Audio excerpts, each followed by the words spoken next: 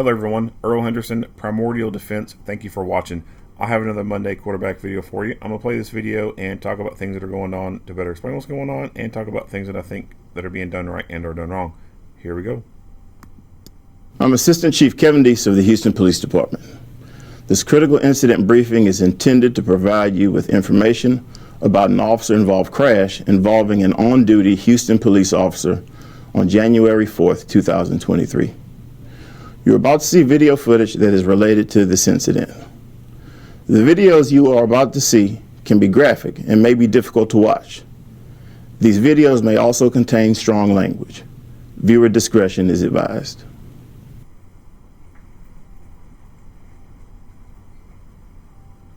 At approximately 11:37 p.m., a Houston police officer was traveling westbound in the 5500 block of Aldine Bender to assist HFD with a meet firefighter found person call. The officer felt as if the HPD marked patrol vehicle he was driving struck something. He immediately turned the vehicle around, returning to the location, and discovered he had hit a pedestrian, Caleb Swafford. The officer immediately began to render aid to Mr. Swafford and continued until paramedics arrived.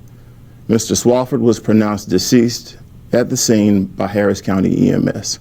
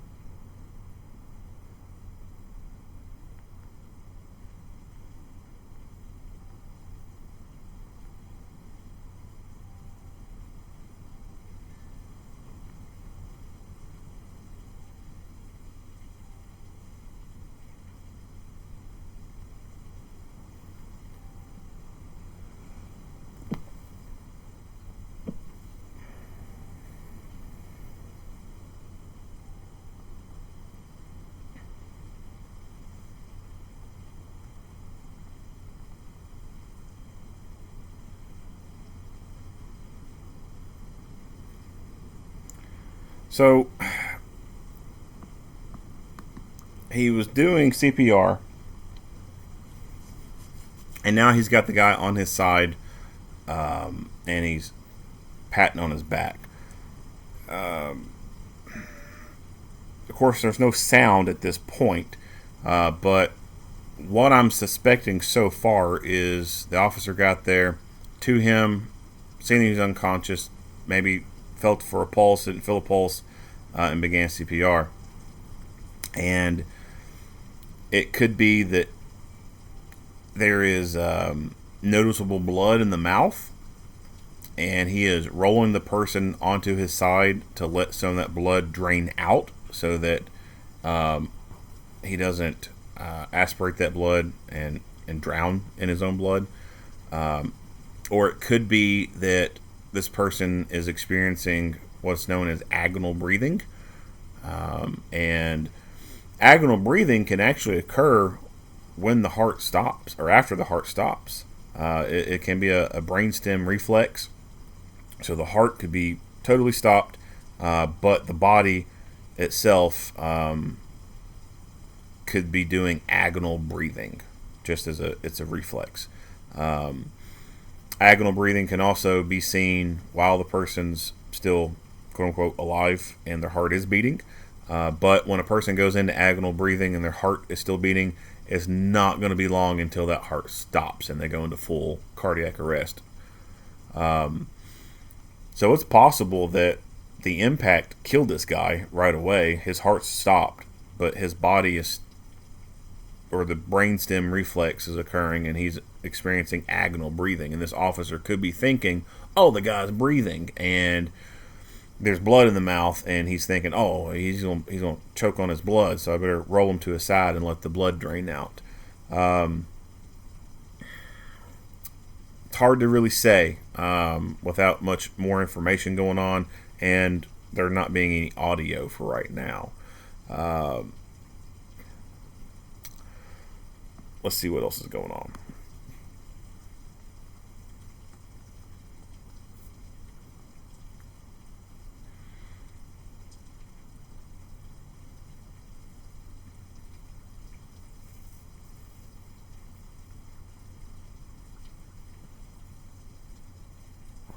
Back that up real quick. That almost looks like a scooter. Yeah, I'm thinking that's a scooter. So it says that he felt like he struck something, and then he turned around to come back and see what it was. So it's not 100% clear if he was traveling this way and made contact with him and then turned around and then came to a stop and this is where it's at, or if he was in this orientation the way he is, was going this way, struck him, went down, turned around, came back down, saw it, and was like, oh shit, there he is, or there's what I hit, and then pulled another U-turn and then came to a stop here. I'm kind of more inclined to think it could have been the second option, where he was traveling down in this same orientation, hit the person, went on, made a U-turn, came back down, was looking, saw him over here, made another U-turn, and then came to a stop the way he is. But I'm not 100% sure. He could have very well hit him over here, and then the guy could have survived the initial impact, came over here, and then finally dropped down and died there. But this does look like a scooter. And, you know, if you're going to be operating a little scooter at night and you're on the roadway, you don't need to be doing that. You should keep that scooter confined to the sidewalk, because you're not going to be able to move fast enough in that roadway with that little miniature skateboard with a handle. You're not going to be able to operate at a speed that is going to be safe for you and everyone on the roadway. You just need to keep that on the sidewalk. If you feel so inclined to be in the roadway, you should probably wear something reflective.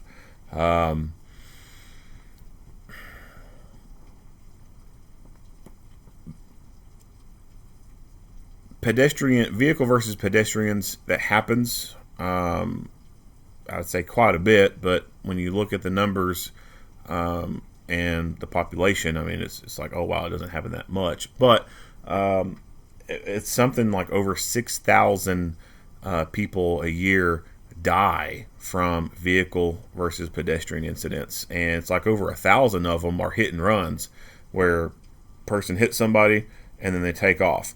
And so you got to think there's probably 1,000 deaths out there where a person was hit by another person, and the person who hit them has not been held accountable. They just, kept going. But over 6,000 deaths a year from vehicle versus pedestrian. How many people are just hit by vehicles and survive? I don't know. I don't know what that statistic is. I'd imagine it's probably a lot higher than 6,000 due to medical technology. It could be double that, or it could be triple that. I really don't know, and I'm not going to waste the time right now to go look up those statistics. But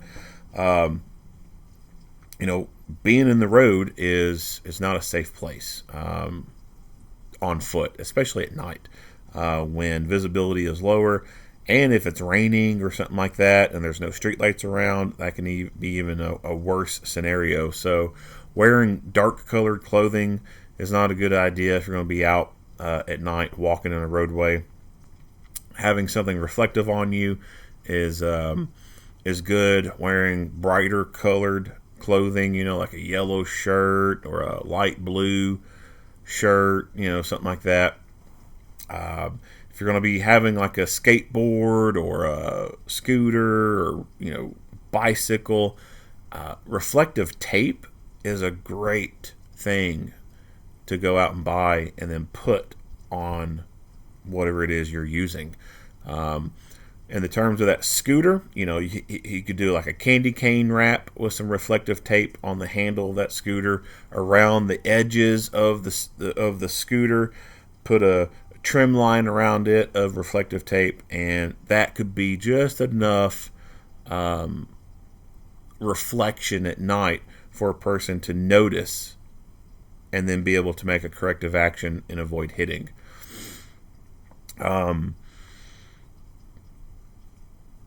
As far as drivers go, of course, being attentive at night is important, and not just at night, but at all times. You're operating a motor vehicle, you got to be attentive to your surroundings. For police that have MDTs in their vehicles, that can be a more challenging thing, I guess you could say, because as they're going to this call, they could be looking at the screen and seeing the CAD notes being updated. And they could be looking at those CAD notes and getting an idea of what is going on at this call that they're going to. That way they can formulate plans in their head, think about, X, Y, Z, how's this going to change things? I need to, come in this way, whatever, reading that information as it's being updated by the dispatcher. Or they could be looking back at it again just to verify what the address is. They know they need to be on a certain road, but they didn't remember what the address was, so they're looking back at the screen to read those numerics and figure out where they need to be. The MDTs are nice, but they can be a bit of a distraction, not just from looking at the screen, but also from just the light source of it. It could, the way it's sitting there and it's beaming light at you, cause you to not be able to see very well towards the passenger side, front passenger side area of the vehicle, because you basically kind of have like this photonic barrier being created right there in front of you, where this bright screen is making it difficult for you to look out and to the right and see what you need to see. And having GPS navigation up in the rearview mirror, it being lit up, etc. Those things can be to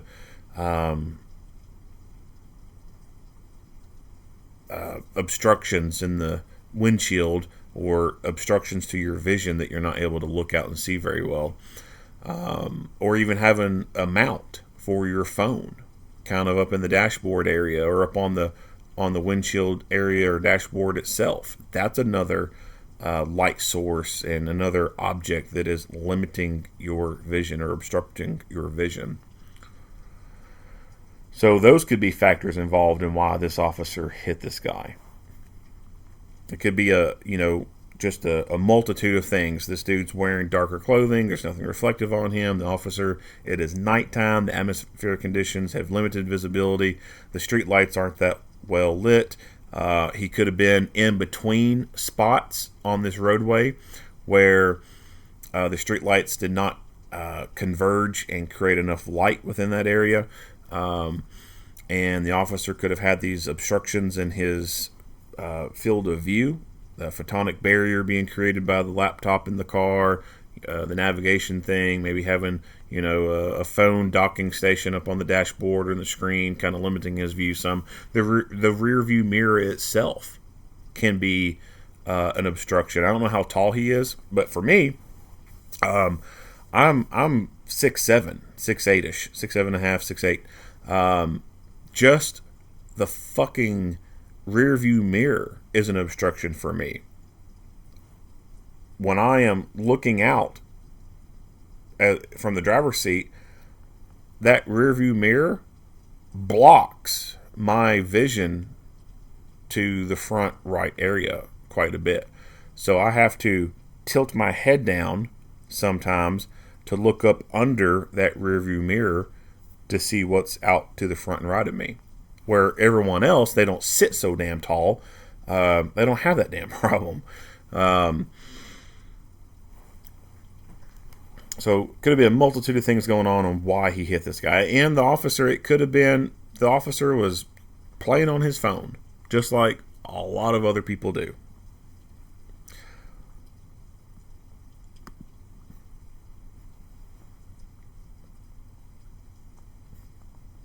I'll back that up. So, well, sometimes it's very hard to get the freeze frame just right. So you could see that light source from the laptop that I was talking about,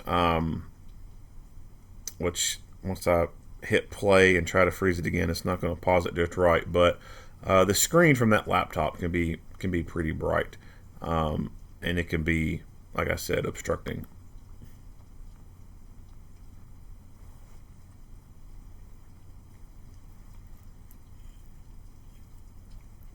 I'm assuming he's getting a med kit.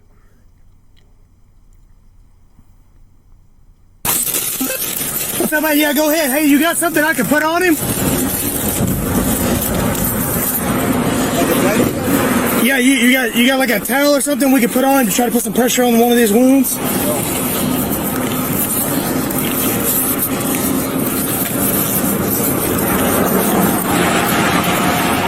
22B49, time check. He's in recovery position and supervisor for delayed camera activation. Hey, bud. Hey, what's up, man? Hey, bud.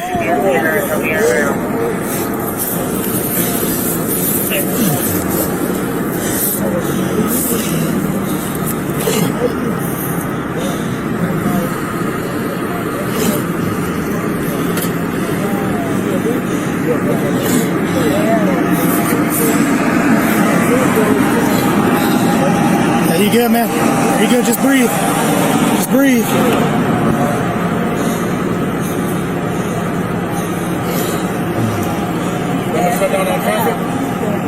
Yeah, we need to shut down westbound traffic. We're good right now.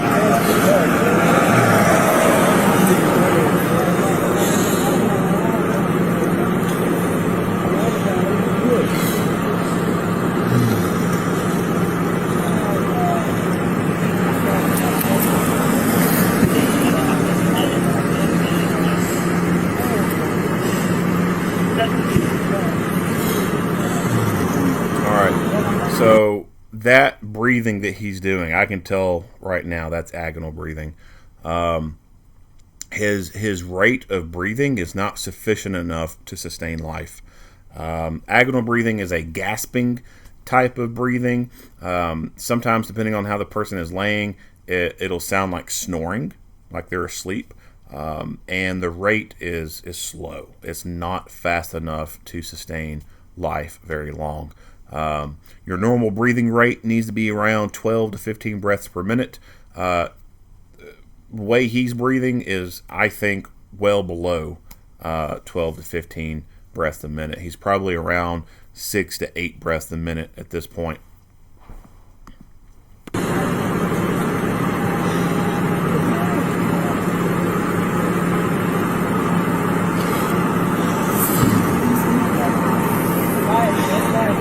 You got it, man. Just keep breathing.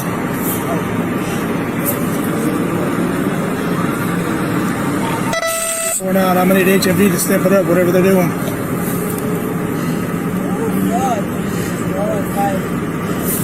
Hey, man.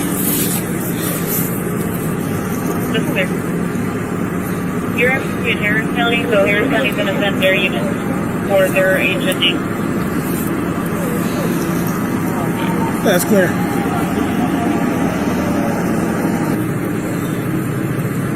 What's up, man? Yeah, he's gasping for breath. He's breathing. I'm just trying to put pressure on his skull, stop the bleeding by his eye. 22B31, you can show me your right side, keep it open until I find trouble. I couldn't see, man. Just driving down. Next thing I know, boom. That's fine. Just go sit in the rest. I got it. Sure? Yeah, I got it. All right, man.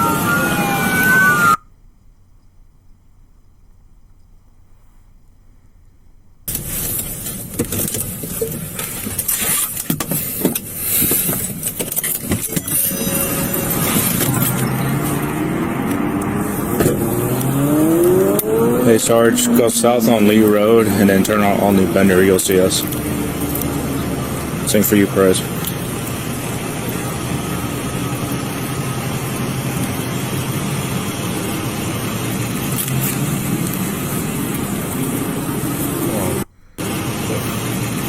Looks like a police tow truck. So I don't see these very often. Our area doesn't have any police tow trucks. Louisville does. I've seen a Louisville police tow truck before, but where I'm at, we don't have anything like that. A lot of places don't have anything like that. It's just larger municipalities that I guess can afford to do something like that. I kind of think that's like the better option to have, I guess you could say, is the city government has its own tow trucks. I kind of like that setup a lot better, or the idea of it a lot better. Especially when, it comes to towing vehicles that are needed to be impounded, kept for evidence. Of course, you can have an officer follow that vehicle to maintain, so to speak, that chain of custody over that vehicle or whatever. But from the simplest point, I think it's better that the government official driving the wrecker can pick that vehicle up, take it, and be able to maintain chain of custody over that evidence, and there not be any discrepancies being brought up or anything like that. And also, the municipality can also more easily bill insurance and avoid some of these other tow companies in their area from getting into these fights over who's going to tow what, etc. So like our area, we have multiple tow truck companies, and so there's like this rotation system that is utilized. If tow truck company A gets called, well, they get called at 8 o'clock in the morning, boom, they're now off the list, and the next company in line is in rotation to get a call. So if at 9 a.m. another tow truck is needed, tow truck company B is called, and then they go off the list, and then the next one on the list comes available until they filter all the way through them all and go back to company A. So there's supposed to be this quote unquote fair rotation, and our city, our government will pay these tow companies if there's a wreck or something, and vehicles need to be moved. The government pays these tow companies a fixed amount to come out and move vehicles. They're also supposed to clean up debris from the roadway. Glass broken and scattered everywhere. They're supposed to sweep that stuff up. If there's oil leaking or fluids leaking, they're supposed to put down the kitty litter stuff to absorb all that, sweep it up, things like that. That's in their contract, and there's other things in there. I can't remember what it is. The cleaning stuff up, that rarely. There's so many times I see shit not being cleaned up, but that would avoid having to pay all these different entities coming out to all these different calls. And so it could be a cost-saving measure for the municipality to have their own tow truck vehicle. And on certain things, they could also, like I said, be able to send a bill to insurance companies. And that could be a source of, quote-unquote, revenue, something that the city or county or whatever can recoup some costs for the operation of that tow truck vehicle.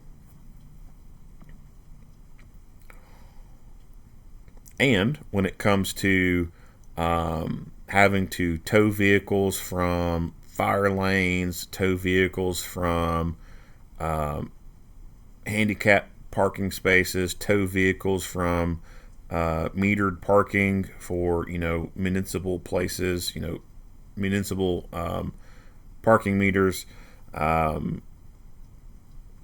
would imagine that a police tow truck pulling up, red and blue lights turned on, the person getting out and they having a badge on, is more or less likely that people are going to start shit with them.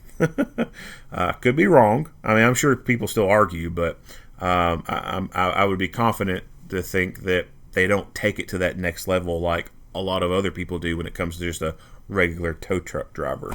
I have seen videos and then seen in person people just go and slick the fuck off on tow truck drivers. Even going so far as to jump inside the tow truck vehicle itself and take their keys out because the tow truck driver's hooked up to someone's car. People can get real stupid with tow truck drivers. And so if you have a police tow truck going out, picking up some of these vehicles from these places that, they're not supposed to be, like in a handicap spot or what have you, then for safety purposes, they're probably not going to try and pick a fight with the police tow truck driver. Whereas with regular Joe Blow, they probably would. All right, enough on tow trucks.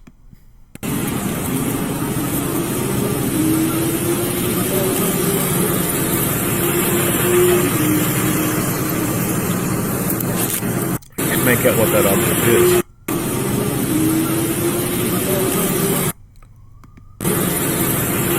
That looks like a scooter, maybe, but from this angle, it doesn't. It looks like it could be something from his vehicle.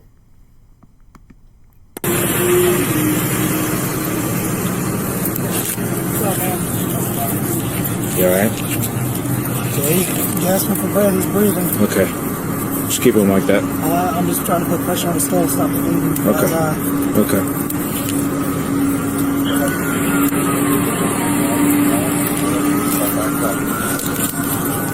Hey, man. Just driving down, next thing I know, boom! It's fine. Just go sit and relax, okay? I got him. I got him. Yeah, I got him. I got him.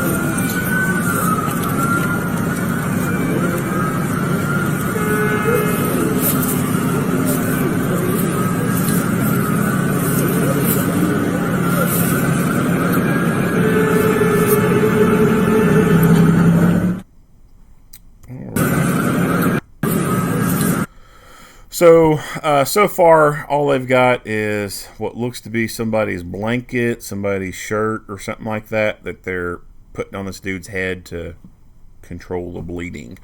All work vehicles need to have trauma kits in them, need to have first aid kits in them. There also needs to be also need to talk about how there's a distinction between a first aid kit and a trauma kit. So for me, my definition of a first aid kit, it is a boo-boo kit. Something that has just Band-Aids in it, like little stuff for little minor scrapes and stuff like that. So a boo-boo kit is way different than a trauma kit. Boo-boo kit will cover little scratches, things that you could just cover with Band-Aids. Maybe a little bit of bandage wrapping, something very, very light.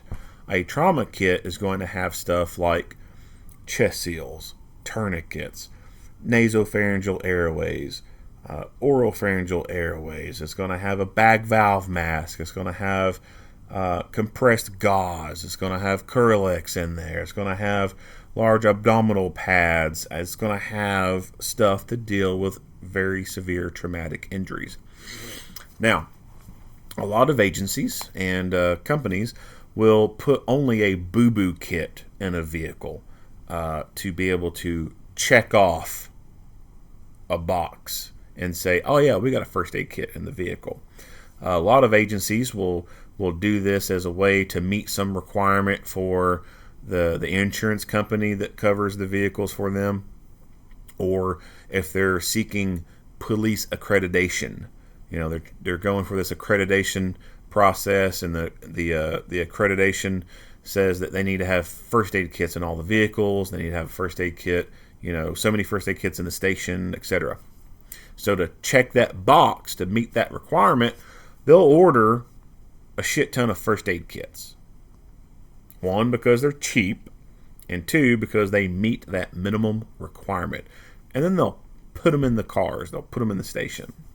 There's some places that will put like a little tiny zip tie around the handle, or they'll wrap tape around the handle, or if the first aid kit came wrapped in like a cellophane wrapping, clear plastic wrapping, they'll leave that intact. And they'll maybe put a little note on there, put a memo out, do not open the first aid box. Or they'll say, if you open this first aid box, you need to notify such and such. Because on top of just having the first aid box in the vehicle, it also has to have the items that are in it. And so people doing the inspections for police accreditation, stuff like that, they'll look in the first aid boxes and make sure it has all the stuff that's in there. So there's some places that, like I said, they'll put stuff on there to kind of discourage people from opening those damn things, so that they won't fail an inspection. I've seen a first aid box with the clear plastic wrapping on it, and someone took a magic marker and wrote on the plastic wrapping on it and it said, "Do not open." a fucking first aid box. And someone wrote on it, "Do not open." Like, how fucking stupid is that? That is so fucking asinine. But shit like that goes on. So, a boo-boo kit is not going to help someone like this. You might have some gauze in there that you could put over a wound, but other than that, there's not going to be much else in there to do anything. So, a trauma kit is what is needed. And some agencies, some companies will provide a trauma kit, and that's great.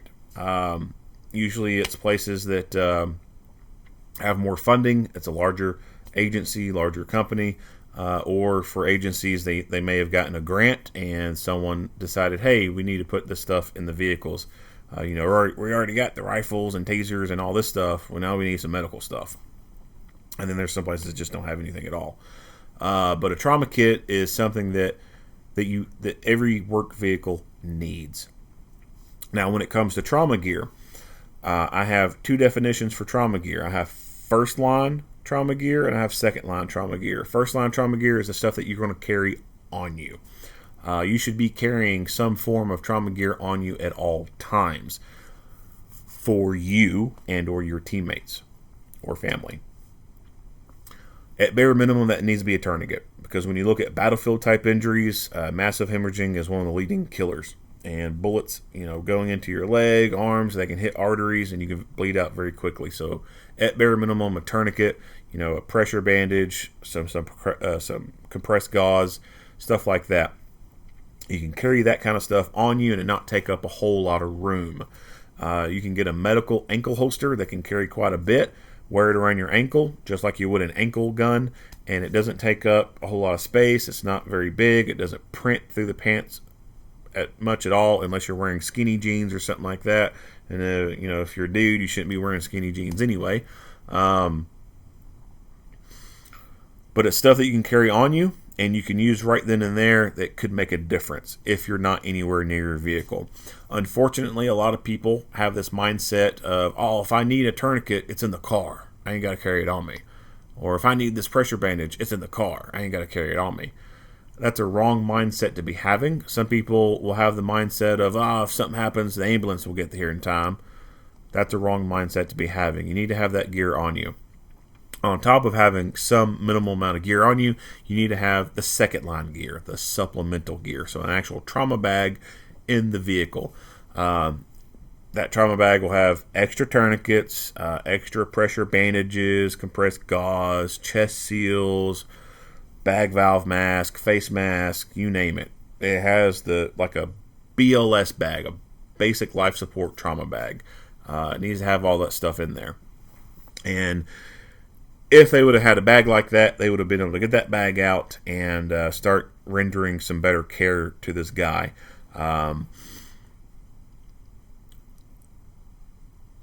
Good bandaging to put on his head wound, wrap his head up in it. If it has a C-collar, you put a C-collar on this guy, most likely, there could be some spinal injuries for this person. It could have a suction device in there too, so if he does have some blood in his airway there, you can take that suction device and suck that blood out. That way you don't have to keep rolling him over to his side and increasing the risk of aggravating a spinal injury and then end up causing this person to become paralyzed for the rest of their life. But that equipment needs the knowledge behind it. So unfortunately, a lot of agencies and companies, all they do is the very bare minimum, and they'll do a class from American Heart or American Red Cross that'll be CPR, AED, first aid. Having been an instructor for both American Heart and Red Cross, I can tell you that curriculum, as far as the first aid stuff goes, is complete shit. The bread and butter for those entities is the CPR, AED stuff, and realistically, I think that when it comes to CPR, AED classes, it just needs to be that only. Like, it doesn't need to be trying to throw in this extra information about first aid, because what happens is you try to condense all this stuff into just a maybe 1 to 2 day period.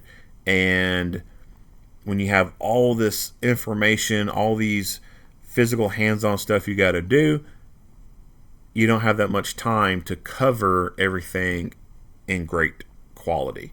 So CPR, AED just needs to be left alone as it by itself and just do that alone. Don't try to add first aid to it. The first aid stuff that comes with those classes is not sufficient for traumatic injuries. It is very watered down first aid information. It's good information to have, but it's not the best information to have for these type of traumatic injuries.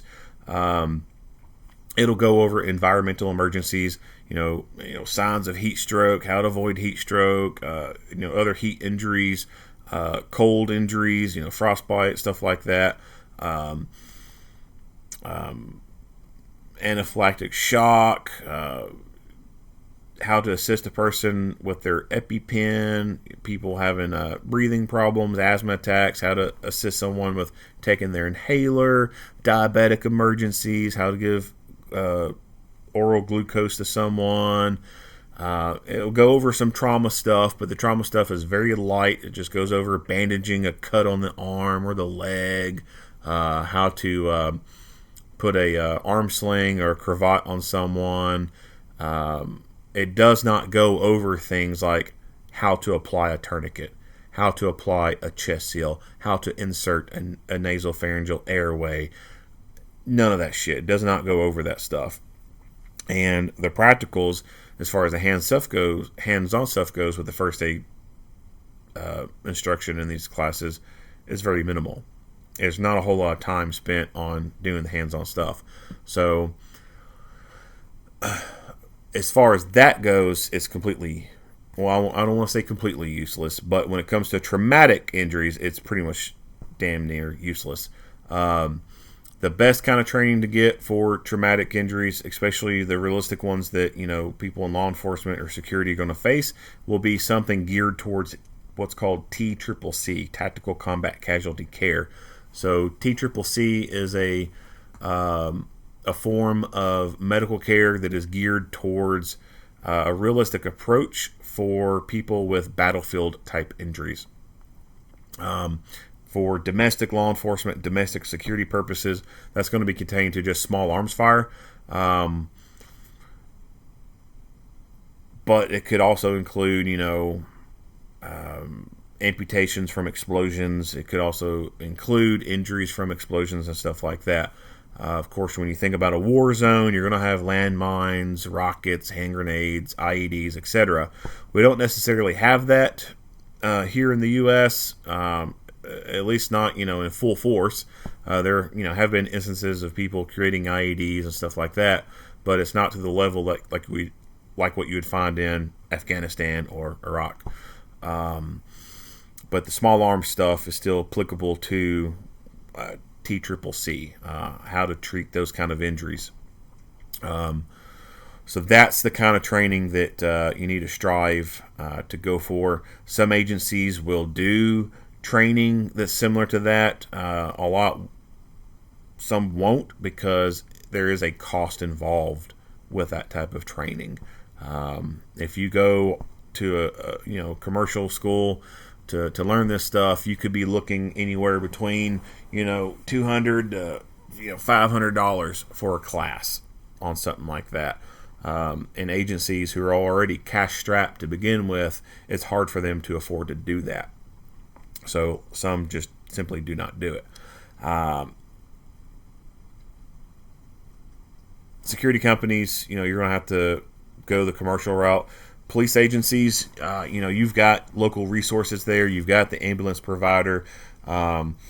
There's going to be instructors within those fields that you can reach out to and see if they could put on a special class for officers. Maybe the fire department. The fire department, does the ambulance and medical runs and stuff too. If there's an air ambulance service within that area, like air evac, stat care, stuff like that, they put on classes. They have a schedule. They put on classes for volunteer fire departments, for the fire departments, or paid fire departments. Those could be things to get into. Something like a pre-hospital trauma life support class. Something that's a little bit more advanced than just your crappy ass American Heart, American Red Cross first aid class. It's going to be a whole lot better than just that. Now, with all that being said, there's just some people that no matter what you do, they're going to die. Like this person, I don't think that if there was a doctor riding with that officer, I don't think that most likely it would have made a difference for this guy. Some things are just so traumatic, you just can't come back from it. Someone could receive the same type of injuries right outside the best trauma hospital in the world. They're still going to die. All right, not much else to talk about this. If you like what you hear and see, go ahead and give me a like and a share. If you have not already, hit the subscribe button and stay tuned for more Monday quarterback videos. Earl Henderson, Primordial Defense. Thank you for watching.